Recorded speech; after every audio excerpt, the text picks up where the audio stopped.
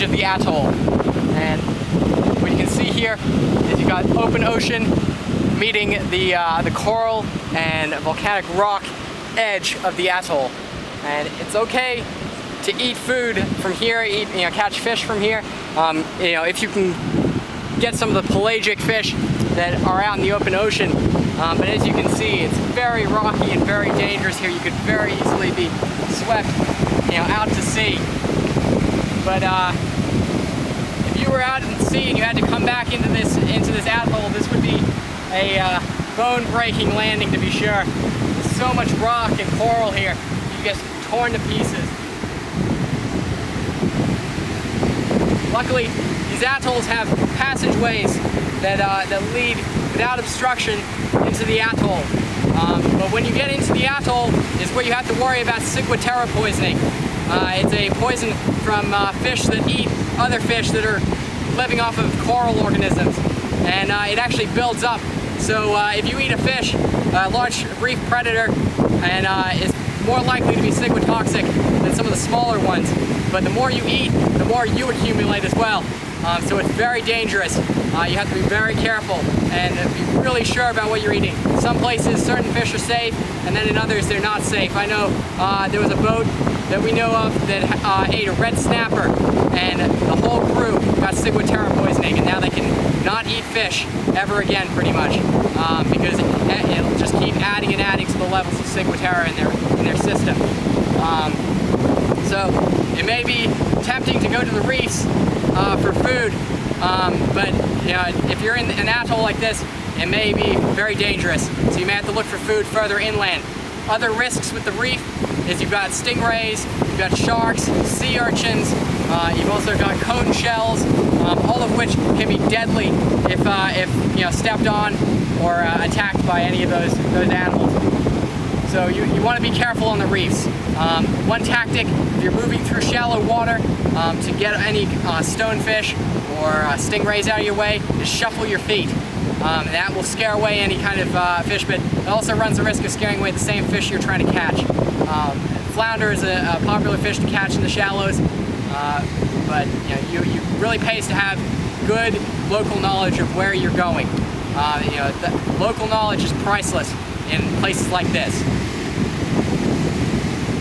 If you can't go and get your food from the reef, ciguatera poisoning is concerned, or if you don't have the ability to hunt on the reefs, finding something else to eat on the land is your opportunity, or another option, and something that you can catch pretty easily around here, and large quantities of them, are land crabs.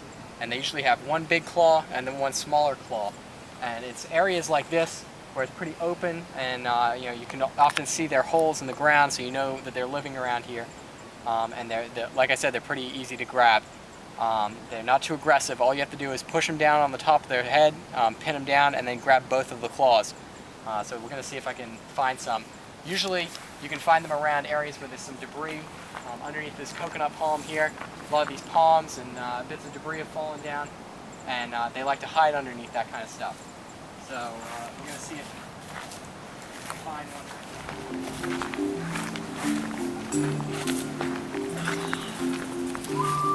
Gotta catch them before they go down their holes.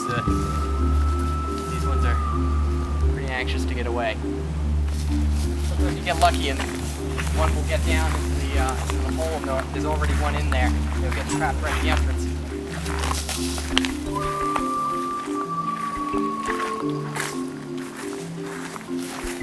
This one's pretty small, but that gives you the idea of what they look like.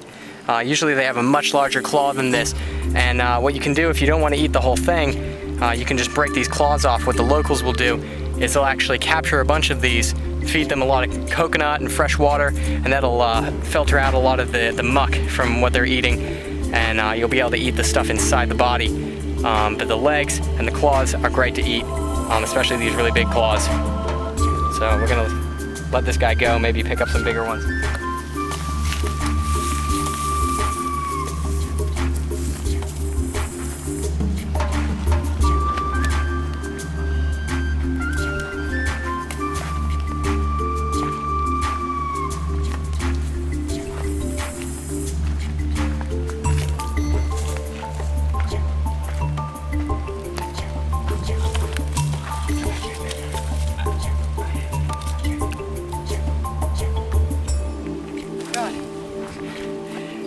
So as you can see, they get pretty big. And right around this whole pile, you can see all the way down in here, there's a whole bunch of them. This is the perfect kind of place for them. And you want to grab a whole bunch of these, and you definitely want to cook them.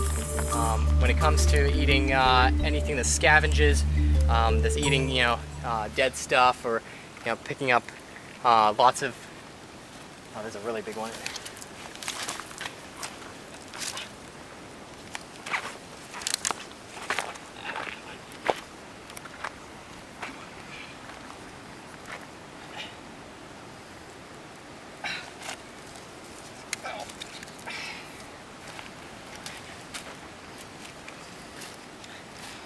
Now that's about the right size. That's about as big as they get. They get a little bit bigger sometimes, but that's a really good size right there.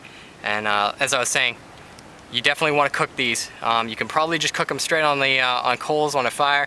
If you have some way to boil, then you definitely want to boil these things up. They cook pretty quickly, and a really great meal for survival on the island. Gotta let this guy go.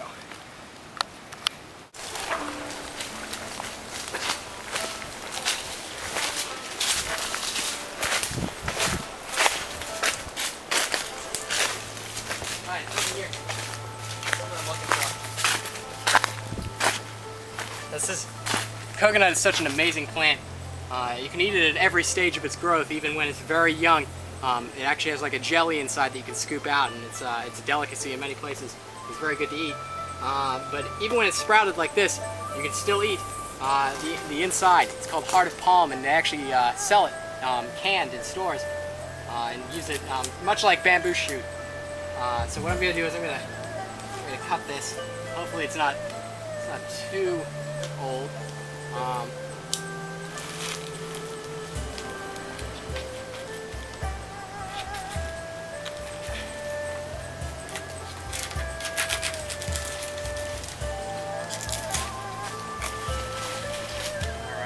and right in there I think is what I'm going for.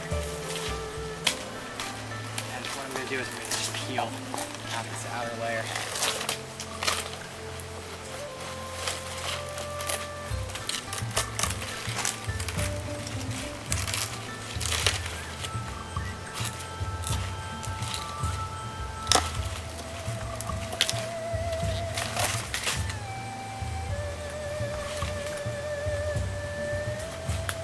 Some of this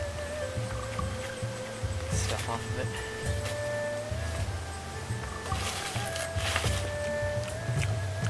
And it's almost sweet. It doesn't have a lot of flavor, but it's got kind of a tough outer layer, but it's quite good. And very easy to collect. And this is the kind of thing that's going to give you a lot of starch and energy, which is exactly what you need for survival on these islands.